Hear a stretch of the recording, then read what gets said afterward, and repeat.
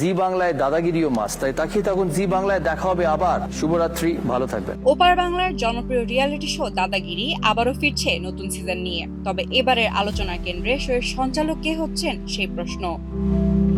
2009 সালে যাত্রা শুরু করে অনুষ্ঠানটি। শুরু থেকেই দর্শকদের কাছে জনপ্রিয় হয়ে ওঠে। ক্রিকেট তারকা সৌরভ গাঙ্গুলি তার স্বতন্ত্র উপস্থাপনায় শোটি নিয়ে যান জনপ্রিয়তার শীর্ষে। শুধু তৃতীয় সিজনে তার জায়গায় সঞ্চালনা করেছিলেন মিঠুন চক্রবর্তী। দর্শকদের দাবিতে চতুর্থ সিজন থেকে আবার ফিরিয়ে আনা হয় সৌরভকে। তবে গত বছর শোনা যায় দীর্ঘদিনের সম্পর্কের ইতি টেনে তিনি জি বাংলা ছেড়ে যুক্ত হয়েছেন স্টার জলসার সঙ্গে। এরপর থেকেই নতুন সঞ্চালক নিয়ে শুরু হয় নানা জল্পনা। কখনো প্রসেনজিৎ চট্টোপাধ্যায়, কখনো জিৎ, আবার কখনো লিয়েন্ডার পেজের নাম শোনা গেলেও এখন সবচেয়ে বেশি আলোচনায় রয়েছেন জনপ্রিয় অভিনেতা দেব। ভারতের একাধিক গণমাধ্যমের খবরে এমন ইঙ্গিত মিলেছে। এ বিষয়ে কথা বলেছেন সৌরভ গাঙ্গুলিও। তার ভাষ্য, দেব যদি সঞ্চালনা করেন তবেই নিজের মতো করেই করবেন। সবারই নিজস্ব উপস্থাপনা থাকে, দেবও তার ব্যতিক্রম হবেন না।